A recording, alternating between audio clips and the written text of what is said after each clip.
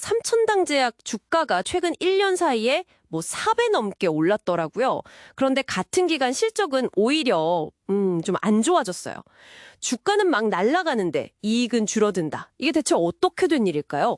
주가가 불과 1년 전만 해도 5만 원대였는데 지금 20만 원을 훌쩍 넘었으니까요.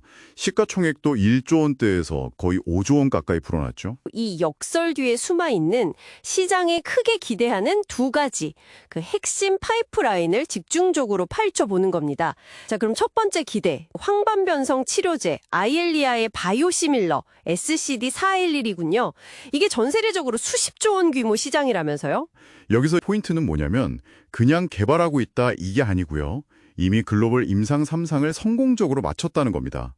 그리고 거의 상업화 문턱까지 와 있다 이렇게 봐야죠. 캐나다의 아포텍스나 유럽의 프레제니우스 카비 같은 꽤 큰 회사들하고 기술 이전 계약 또 공급 계약까지 맺으면서 이제 구체적인 성과를 내고 있는 거죠. 캐나다 계약 조건이 특히 좋다고 들었는데요. 10년간 판매 이익의 최대 50%. 50%요? 그건 정말 파격적인데요. 그만큼 이제 기술력이나 제품 경쟁력을 인정받았다고 볼 수 있는 대목입니다. 근데 자료들을 보다 보니까 프리필드 시린지, PFS 제형에 대한 이야기가 많더라고요. 약물이 미리 주사기에 딱 채워져 있는 형태요. 이게 왜 그렇게 중요한 거죠? 이게 기존의 그 바이알, 그러니까 약병에 담긴 걸 주사기로 뽑아서 쓰는 방식하고 좀 달라요. PFS는 약물이 이미 주사기 안에 들어있으니까 뭐 옮겨 담을 필요 없이 바로 투여할 수 있거든요. 사용이 편하고 또 혹시 모를 오염이나 투여 실수 같은 위험도 확 줄여주죠. 그래서 캐나다 파트너사도 이 점을 아주 높게 평가했다고 하고요. 이게 그냥 편의성 문제가 아니라 경쟁 제품들하고 확실히 차별화되는 포인트가 될 수 있어서요. 시장 점유율을 확보하는데 상당히 강력한 무기가 될 수 있다. 이런 분석이 많습니다. 그럼 두 번째 동력으로 넘어가 볼까요? 먹는 비만 당뇨 치료제 경구용 GLP-1. 이건 뭐 시장 규모가 2030년까지 최대 195조 원이요. 정말 어마어마한데요. 여기서 삼천당 제약의 핵심은 에스페스라고 하는 자체 플랫폼 기술입니다.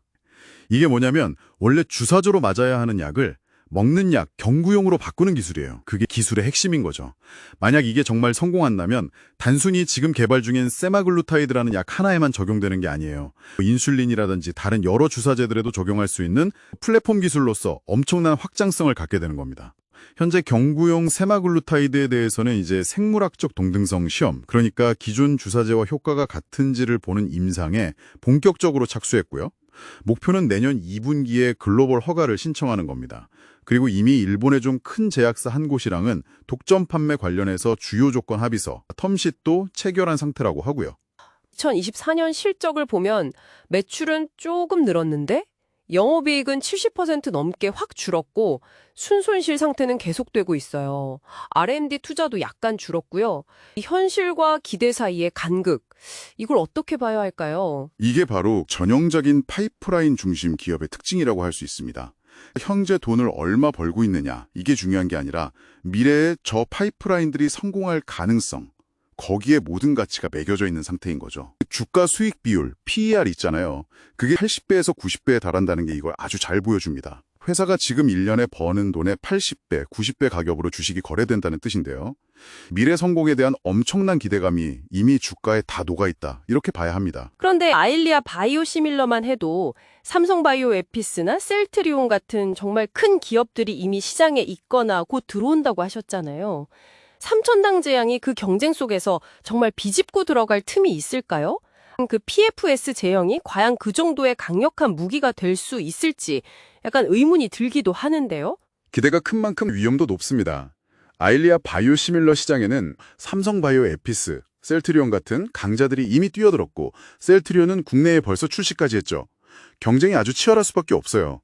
그리고 경구용 비만 치료제 시장 역시 노보노디스크나 일라일릴리 같은 글로벌 공용 기업들이 꽉 잡고 있고요. 그래서 만약에 규제 당국의 승인이 예상보다 늦어진다거나 최악의 경우 실패한다거나 아니면 경쟁이 너무 심해서 생각보다 시장 점유율 확보가 더디다거나 하면 지금의 이 높은 기대치는 언제든 크게 흔들릴 수 있는 거죠.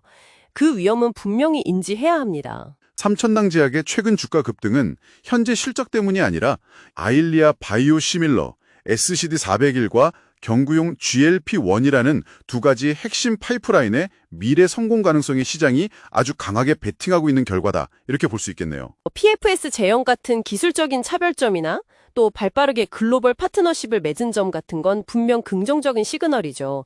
하지만 꼭 기억해야 할 점은 현재 주가에는 이 파이프라인들이 성공적으로 시장에 안착할 거라는 기대감이 이미 상당히 많이 반영되어 있다는 겁니다.